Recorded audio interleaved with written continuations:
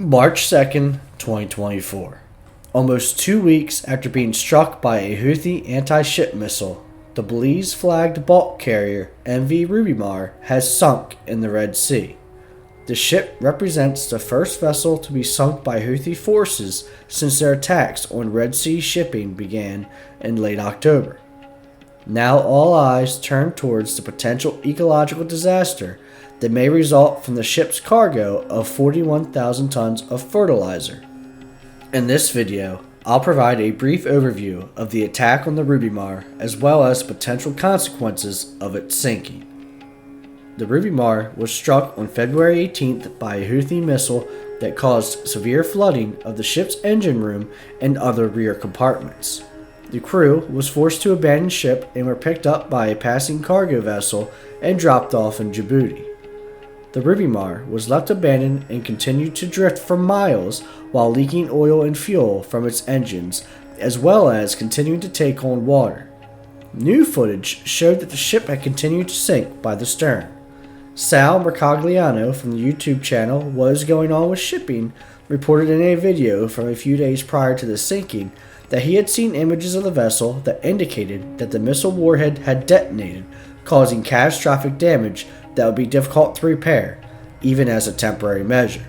He also reported that the Red Sea had been unusually calm and that he didn't believe that the vessel would survive when rough weather arrived. He also pointed out the possibility that the Rubymar's anchor had potentially damaged undersea fiber cables that connect Europe and Asia and carry about 17% of the world's data traffic. I highly recommend you check out Sal's full video, which I'll link in the description. His expertise and knowledge is unmatched. It was also reported by Sky News earlier in the week that the vessel had drifted approximately 70 kilometers north of its original position, leaking fuel the whole way and adding to the growing ecological disaster. Efforts to salvage or tow the Rubymar had failed to gain any headway.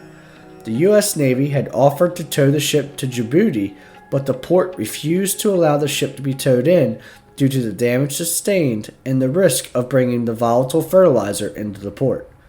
The AP reported that there was also another possible incident regarding the Rubymar on March 1st, according to a private security firm, and satellite images showed new damage to the Rubymar. As of the making of this video, it's unclear what effect, if any, this incident had on Rubymar's final demise. Regardless, the ship has finally succumbed to the damage it sustained on February 18th. Now the attention turns towards the effects of the 41,000 tons of fertilizer stored on board the ship. The primary ecological risk of the fertilizer is the creation of large algal blooms that could potentially be disastrous. These blooms could cause a wide range of effects. For one, the algae itself could be toxic to other marine life and to humans who would consume water or animals tainted by the algae, potentially causing a moratorium on fishing in the immediate area and a shortage of potable water until the bloom clears. Algal blooms also cause severe oxygen depletion in the water they occupy and could create dead zones that can cause fish to die off. The local ecosystem could take years to recover depending on the scale of any potential disaster. In addition to the environmental impact of the sinking, it also serves as a significant blow to the U.S.-led coalition in the Red Sea. The U.S. launched Operation Prosperity Guardian to protect international shipping in the Red Sea from Houthi attacks and even began attacking Houthi targets beginning in January of 2024.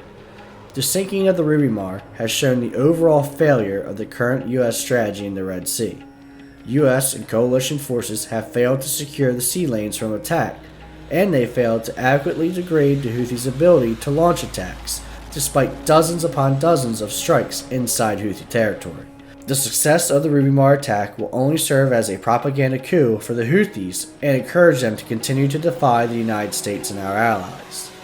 The U.S. has kept operations in the Red Sea relatively limited, even in their preemptive attacks on Houthi missile systems. While U.S. strategy has been unsuccessful, there's limited options to get back on track without risking further escalation. The U.S. could work with our allies to increase the number of military vessels operating in the Red Sea. This would increase the amount of anti-air coverage in the region to help prevent further attacks. The U.S. could also commit to a more sustained campaign within Yemen to try and eliminate the Houthis' strike capabilities altogether, though this is likely complicated due to the fact that the Houthis probably have dispersed their weapon systems to where you either don't know where they are or they present the possibility of severe collateral damage among civilians. The U.S. may also need to step up its blockade of Houthi territory to prevent more weapon systems from getting into Yemen. Either way, the U.S. needs to restore confidence in the global community in our ability to secure the sea lanes. The crisis in the Red Sea is far from over. The war in Gaza continues to rage, and there appears to be no end in sight as the U.S. begins airdropping humanitarian aid into the Strip. As that war continues, the Houthis will continue to try and attack ships in the Red Sea, especially now that they've proven that they can sink them. For now, please like the video, and I'll see you on the next one.